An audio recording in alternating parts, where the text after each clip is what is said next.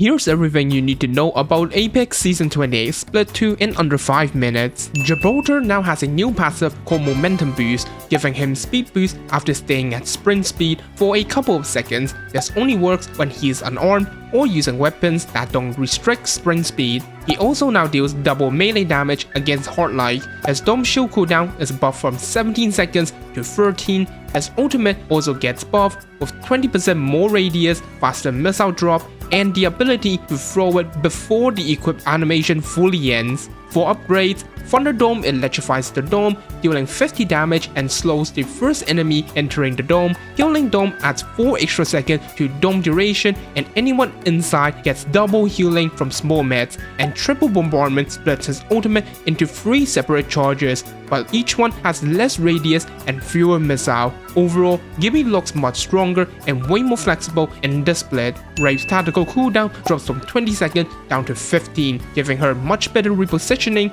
Her ultimate cooldown also gets massively reduced from 2.5 minutes to just 1.5 minutes, and the portal cast animation is now faster. For upgrades, Face Dome makes her ultimate creates a Spear Dome which lasts for 30 seconds or until Wraith places the portal, and anyone inside that dome will enter the void. Face Jumper adds 2 extra seconds to her tactical duration, and while in the void, she can now double jump, so Wraith is looking much more mobile and even better at team repositioning. Wattson's tactical fences now interact with Hardlight, rebuilding and reinforcing it when placed on those structures. Her fence damage increased from 20 to 35, and deploy time is cut from 1 second to 0.5 seconds, making her setup much faster during combat. Her ultimate now also automatically rebuilds and reinforces Hardlight mesh within its radius, so Wattson overall gets a strong defensive buff, especially since Hardlight become more important in the split. Onto the weapon changes, Hemlok is now an elite weapon, and its fire mode is replaced from burst and single fire to automatic and breach charge. In automatic mode, it has a slow fire rate,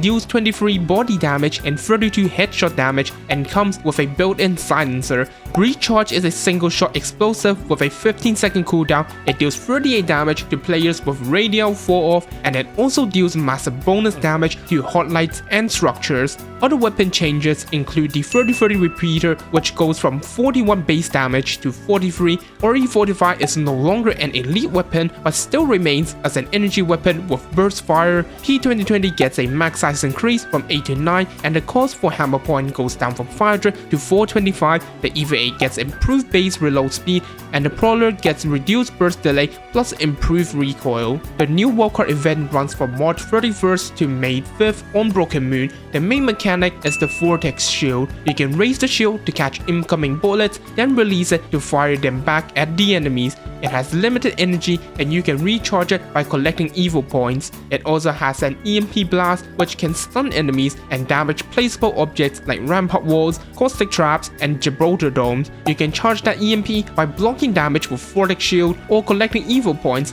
There are also 9 new wildcards like Heat Signature, which highlights enemy through walls, or Sonic Boom that boosts EMP damage and adds knockback, which I am showing on the screen right now, so pause the video if you're interested. For cosmetics, we're getting a few prestige skins plus weapon skins for Eva 8, Havoc, Core, L-Star, Triple Take, and Charge Rifle. There are also new legend skins for Wattson, Ash, Pathfinder, Horizon, Crypto, and Gibraltar.